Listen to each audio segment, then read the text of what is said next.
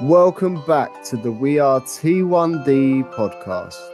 And under a lot of requests, listener stories are back. Run that jingle, Mike. It's time for a giggle. What's the story? Right, So go on, Jack. go on. Oh, sorry, Jack wants to do it. Go on then, Jack. No, I was just gonna say. So welcome back to the listener stories. As I say, by popular demand. Ooh. Yeah, you ask and we shall deliver. So the first story this week is from a listener called Sienna, and it goes a little bit like this. And guys, you're going to get a blessing because I'm going to be quite quiet. Jack's reading it. Right. Sharing this story is a little mortifying, but hey, if it helps someone else feel less alone in their diabetic fumbles, then it's worth it.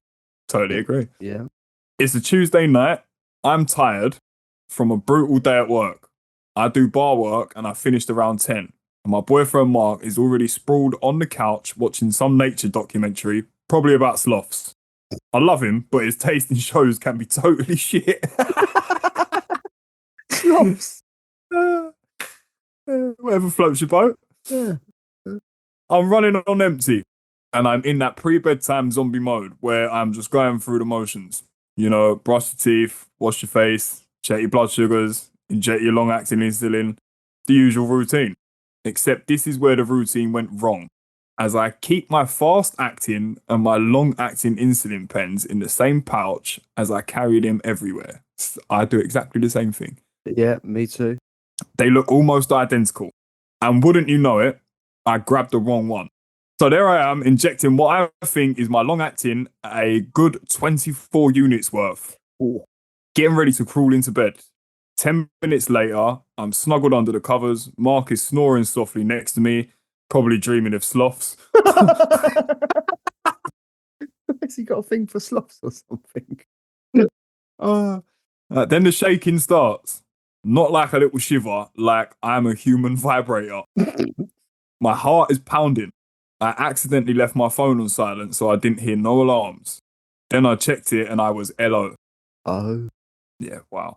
I managed to croak out, Mark, wake up. He groans, rolls over, and mumbles something, probably about sloths.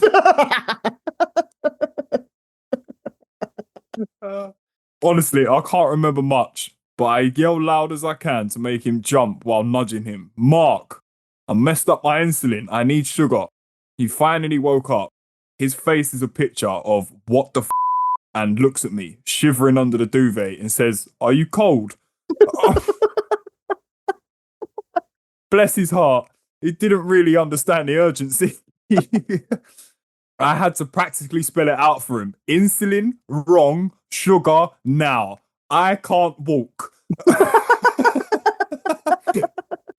Finally, the penny dropped. He scrambled out of bed, looking like a startled meerkat. Not a sloth. I love sloths don't move that quick, do they? Nah, they don't. He runs to the kitchen, thankfully, not like a sloth.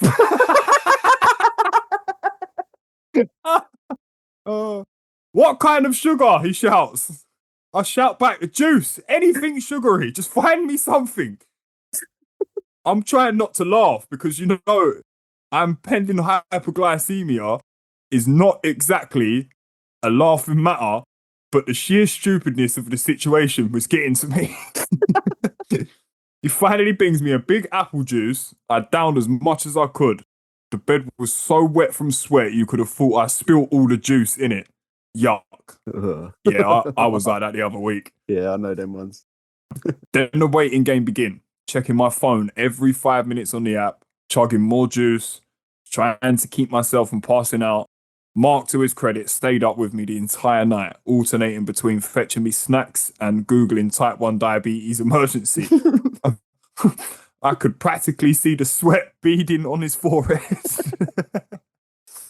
It was a long, terrifying, and weirdly hilarious night. Eventually, my blood sugar stabilized and I managed to fall into a fitful sleep. Nice. The next morning, I woke up feeling like I'd been hit by a truck.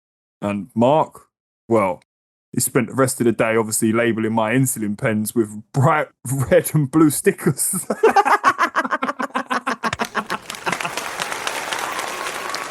Oh, wow. Well, firstly, I'm glad you're okay and still alive and well to be able to send this story in for us. And secondly, that was brilliant.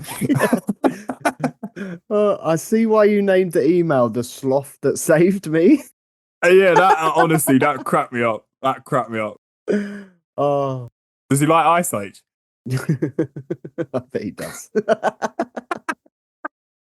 Hey. I've never done it myself, or I've had the needle in my leg about to inject, and my wife has clocked the color difference in the pens. I'm assuming your long acting and fast acting pens must be a similar color.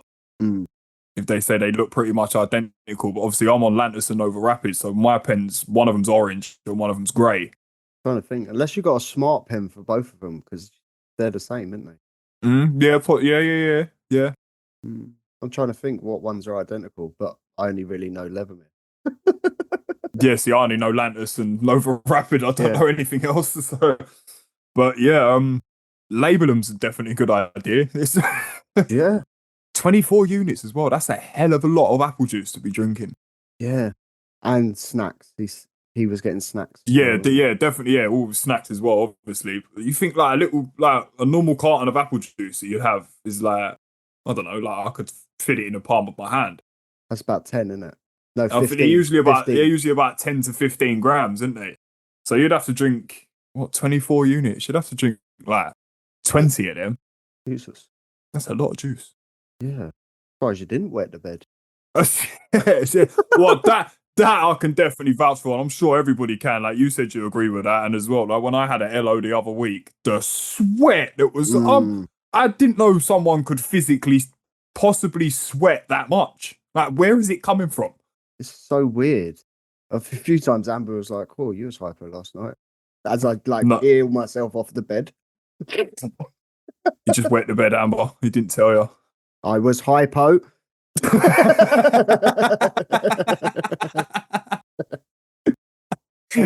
No, that is a brilliant story. Very relatable as well. Yeah, it is. Well, we've heard about it quite a few times on the podcast, so I don't think it's an uncommon thing. No, I've done it before. I have done it before. I realised though, I didn't go to bed not realising. Okay. So I just ate. Yeah, see, that's the scary thing. 24 units, and you've actually give it time to settle. Jack, I was on 30 when I messed up. Wow. Yeah, wow. Wow, that's a lot of insulin. Yeah. That is a lot of insulin. But yeah, as I say, thank you very much. I'm glad you're okay to obviously live and tell the tale. Yeah. And well done to Mark, the sloth. Yeah, very well done to Mark the Sloth. We're going to get cancelled. She called him the sloth. No, she didn't. That's true. Well, kind of. Yeah, she did. No, she didn't. Sorry, Mark. Thanks, Sienna. Thanks, Sienna. We hope you enjoyed that one this week, everyone. As I say, that is something very relatable that I'm sure quite a lot of you have done. If you have done it, get in touch and let us know your stories of what happened and how you got yourself out of it. Yeah, love to know. And also, as we're bringing back listener stories, guys, don't forget the email. You can email us straight, is in the description of the podcast. So you can just literally click on it and type away. Or you can go to the website to submit your listener stories at wearet1d.com. Either or, we'd love to hear it and read them out. Yeah, please keep them coming in. And for now, short episode. See you later, guys. Yeah, hope you've enjoyed it. We'll be back. Same time, same place.